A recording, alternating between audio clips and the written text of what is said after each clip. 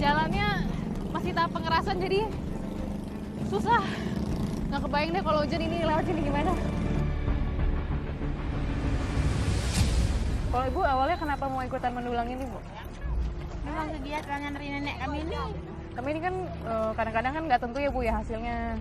Panas-panasan gitu, Bu. Apa tuh, Bu? Capek-capek. Gimana? Nggak ada hasil.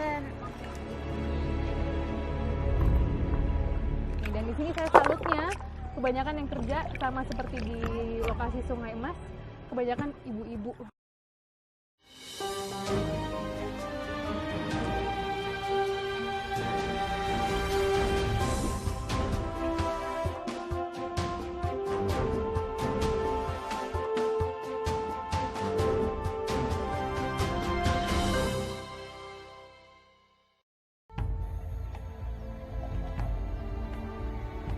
Aceh, provinsi di ujung barat tanah air dengan kekayaan alam yang melimpah. Tak hanya hutannya yang luas, potensi mineral tanah ini sudah lama menghidupi masyarakat di bagian barat Aceh. Tim Indonesiaku mencoba menyusuri jejak kekayaan mineral tanah Rencong ini. Kecamatan Sungai Mas berjarak sekitar 40 km dari ibu kota Kabupaten Aceh Barat, Meulaboh. Halo, Bang. Hari ini mau ke... Dari kecamatan kami masih harus melanjutkan perjalanan menggunakan sepeda motor trail untuk sampai di lokasi penambangan emas. Kali ini saya ditemani beberapa warga setempat yang akan mengarahkan saya sampai ke tujuan.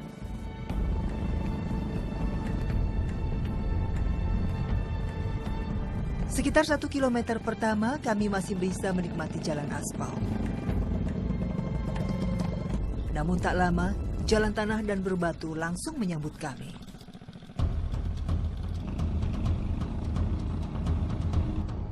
Sepertinya kendaraan biasa tak mungkin bisa melintasi jalur ini. Jika dipaksakan, maka kerusakan mesin atau mogok kendaraan akan menjadi taruhannya.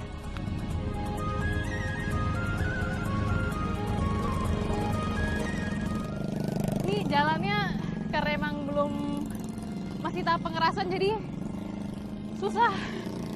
Ini walaupun jalannya masih kering, tapi yang bawa motor juga kesulitan karena ini memang sangat terjal. Nggak kebayang deh kalau hujan ini lewat sini gimana.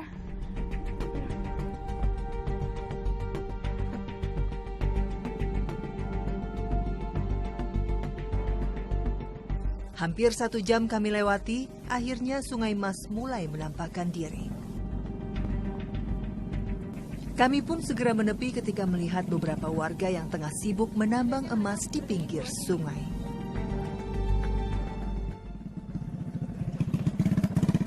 Perjalanannya cukup menegangkan, apalagi nih medannya naik turun, banyak yang terjal dan berlumpur. Tapi akhirnya kita tiba juga di Sungai Mas dan kita akan segera lihat seperti apa aktivitas pendulangan emas di sini. Kita sini apa ya?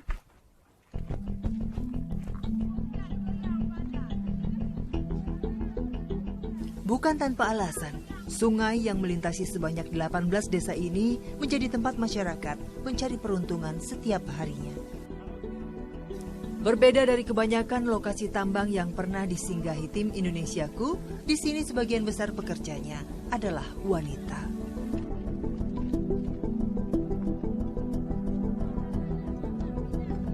Emas di Sungai Mas termasuk emas sekunder, artinya batuan emas dibawa melalui aliran air, bahkan diambil dari sumber utamanya.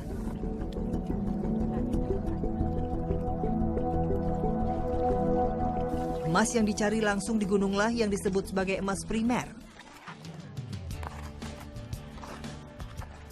Namun sungguh luar biasa, emas sekunder saja sudah menghasilkan berkah melimpah bagi warga di sini.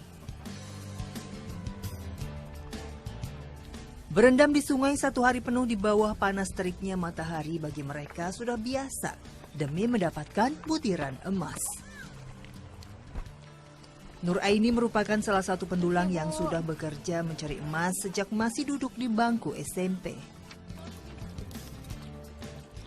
Banyaknya pekerja wanita dikarenakan kegiatan mendulang dianggap sebagai hal yang mudah untuk dilakukan. Bahkan tidak jarang ada anak-anak yang ikut membantu orang tua mereka di sini.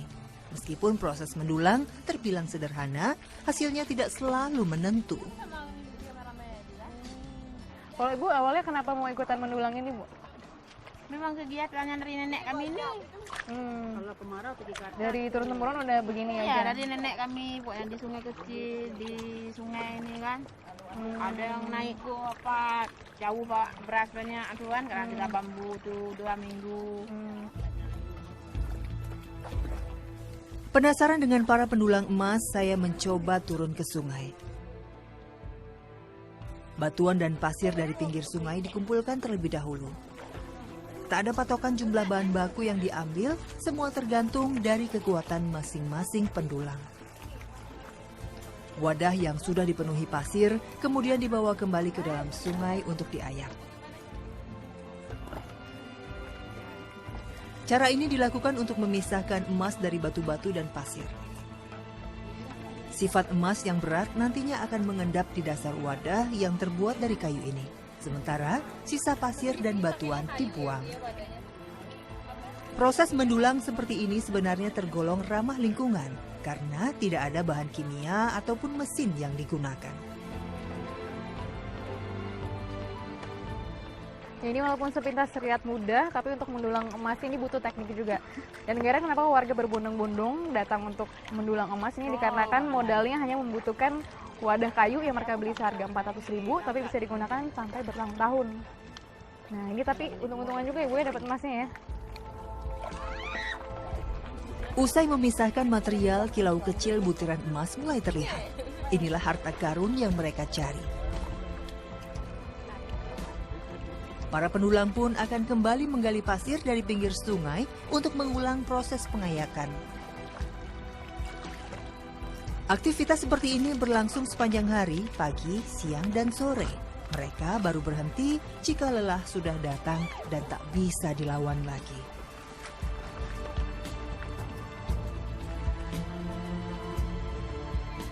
Saat matahari mulai meninggi adalah saat bagi para pendulang emas untuk melepas lelah sejenak. Bekal makan siang pun segera dibuka.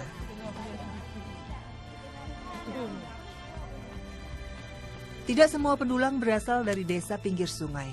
Oleh karenanya, bekal makanan menjadi sangat penting bagi mereka. Nasi dan lauk sederhana menjadi sumber tenaga untuk melanjutkan kerja. Kebersamaan seperti ini seakan menjadi pelepas keletihan mereka usai memeras tenaga di sungai.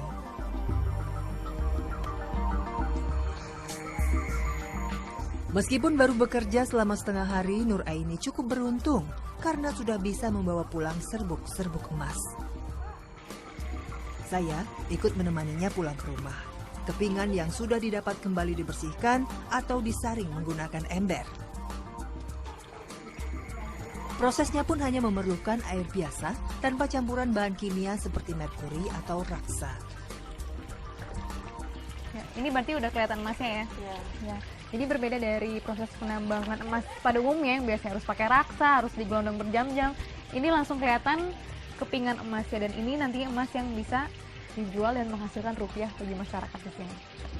Ini setelah ini udah tinggal dikeringkan aja Ibu ya? Serbuk emas kemudian dipanaskan di wajan untuk dipadatkan. Proses pemanasan hanya memakan waktu beberapa menit saja. Emas yang sudah padat kini siap untuk dijual. Ada satu pengepul emas di desa yang biasa membeli hasil jeripayah warga ini. Namun, tak jarang pula warga harus menjual emas mereka sampai ke Melaboh. Hasil uang pun terpaksa harus terpotong ongkos transport dan kendaraan. Namun, hari ini sepertinya kami cukup beruntung. Ibu Amikin yang biasa membeli emas warga berada di rumah. Beberapa pendulang lain juga tengah menjual hasil emas mereka.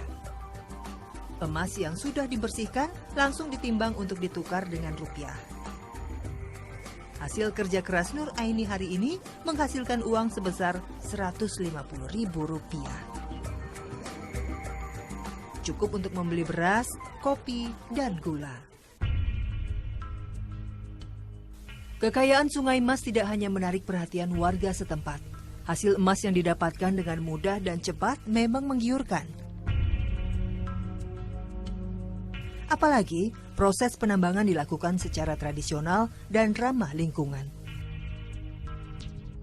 Sungguh disayangkan, kabarnya para pendulang kini harus bersaing dengan pendatang yang menggunakan mesin penyedot untuk menyaring emas. Namun sepertinya kabar kedatangan kami sebagai jurnalis sudah tersebar.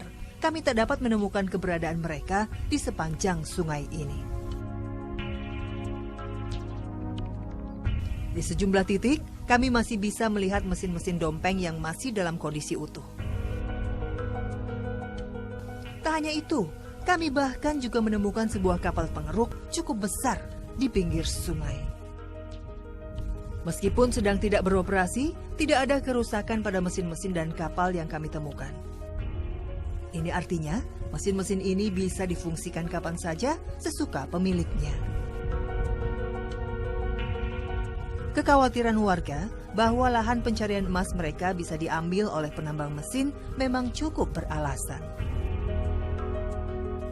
Warga pun sadar bahwa mereka tak selalu bisa bersandar sepenuhnya pada potensi emas di Sungai Mas. Sebagian dari mereka harus putar otak untuk tetap bisa menghidupi keluarga. Jika tidak sedang mendulang emas, Nur Aini mencari tambahan pemasukan dengan menambang batu. Pengambilan batu dilakukan di titik lain aliran Sungai Mas. Nur Aini tidak sendiri. Ada beberapa pengumpul batu lain di sini. Dan lagi-lagi, lokasi pengumpulan batu tak beda di lokasi mendulang emas. Di sini juga diwarnai kehadiran wanita-wanita pekerja. Biasanya setiap orang berusaha untuk mengumpulkan 1 kubik bebatuan sungai atau yang setara dengan 1 truk. Batu-batu ini nantinya akan dikirim untuk digunakan sebagai bahan baku fondasi bangunan. Untuk 1 truk batu, mereka bisa mendapatkan Rp400.000. Kami mulai mengambil batu-batu yang ada di dasar sungai. Dengan pakaian yang sudah basah kuyup, kami mulai mendorong ban berisi batu ke pinggir sungai untuk ditumpuk.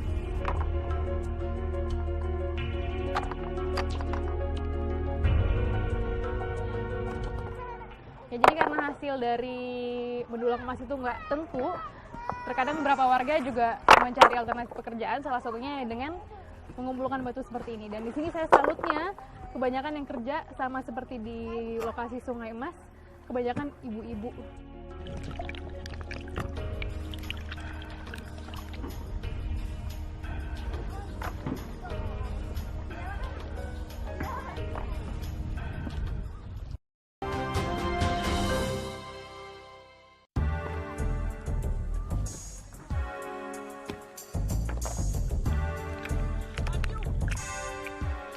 Bagi saya, pengambilan batu sungai lebih menguras tenaga dibandingkan mendulang emas. Kami harus meraba-raba dasar sungai untuk bisa menemukan batu yang cukup besar. Meski terlihat tenang, arus di dalam sungai ternyata cukup kencang dan menyulitkan saya untuk menjaga keseimbangan. Bekerja serabutan adalah hal yang biasa yang harus dijalani warga di Kecamatan Sungai Mas. Tak ada sedikit pun keluhan yang diutarakan Nur Aini. Minimnya lapangan pekerjaan memang membuat dirinya tak punya banyak pilihan. Kan tadi udah nambang emas juga, terus kenapa nyari batu lagi, Bu? Kami itu tambahan sehari ini kan. Nggak capek? Udah nambang emas, terus nyari batu lagi. Capek juga apa ya.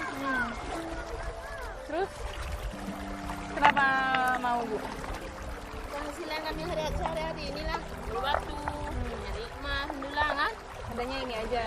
Kalau Bapak memang kerja apa, Bu? Sopir. Tidak hanya Nur Aini yang bekerja sebagai penambang emas sekaligus sebagai penambang batu. Ada pula Ibu Nurjana. Sudah lebih dari 10 tahun dirinya bekerja menambang batu di sini. mengumpulkan batu memang bukan pekerjaan yang mudah bagi wanita. 1 hari penuh merendam badan di sungai, 1 hari penuh pula seluruh kekuatan otot tangan diperuntukkan mengangkat batu-batu sungai yang cukup berat. Saya begitu prihatin ketika mengetahui bahwa terkadang hasil kerja keras mereka terbuang sia-sia. Hujan yang bisa datang kapan saja terkadang menelan habis batuan yang sudah ditumpuk. Air dengan seketika menghanyutkan jerih payah mereka. Berarti udah dikumpulin, kalau banjir hilang lagi batunya? Enggak. Kalau nggak deras, enggak. Kalau deras? Enggak ada lagi. Pernah Bu kayak gitu? Udah ngumpulin? Sampai berapa banyak tuh hilang batunya?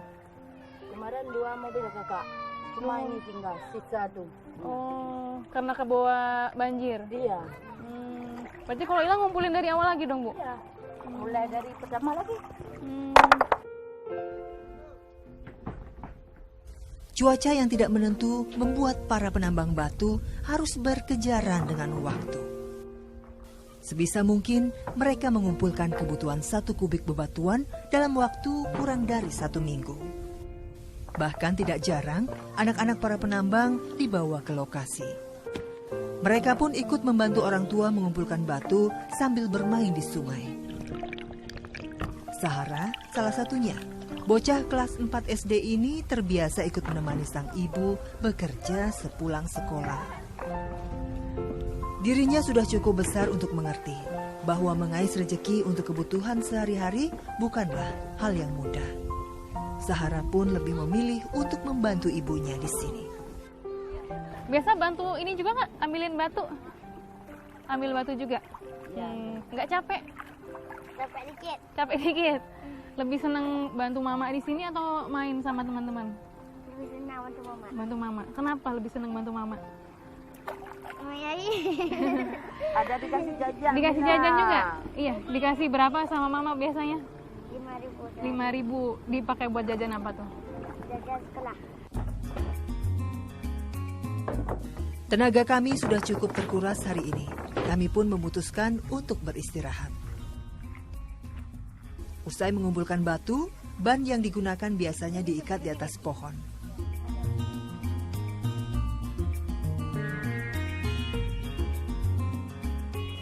Ban pengangkut batu akan kembali digunakan saat kembali bekerja esok hari.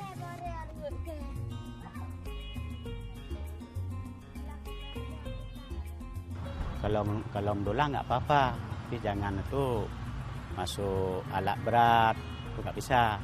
Ada orang yang minta-minta, tapi di sini nggak dikasih.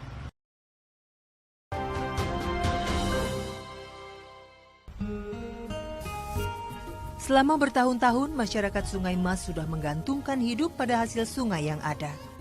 Pemerintah pun sadar betul bahwa mereka tidak memiliki sumber penghasilan lainnya. Sementara, persaingan mendapatkan hasil tambang sepertinya mulai terjadi. Kapal dan mesin pengeruk pasir adalah bukti penambangan akan makin masif. Entah bagaimana nasib warga pendulang emas tradisional nantinya. Kalau mendulang nggak apa-apa, tapi jangan itu masuk alat berat, itu nggak bisa. Ada orang yang minta-minta, tapi di sini nggak dikasih oleh tokoh masyarakat, dari pemerintahan di sini, Mursika. Alam yang kaya semestinya mampu membawa kesejahteraan rakyatnya. Kenyataan bahwa warga masih hidup serba terbatas adalah sebuah ironi. Mereka butuh uluran tangan pemerintah. Infrastruktur yang memadai mungkin bisa menjadi awal bagi pijakan warga menjemput kesejahteraan. Pengaturan eksplorasi dan eksploitasi kekayaan alam mungkin bisa menjadi penyelamat warga dari kemungkinan monopoli oleh pihak-pihak yang hanya mencari untung sebesar-besarnya. Jika tidak, maka kisah para pendulang emas tradisional yang masyhur di Aceh Barat kemungkinan hanya akan tinggal kenangan.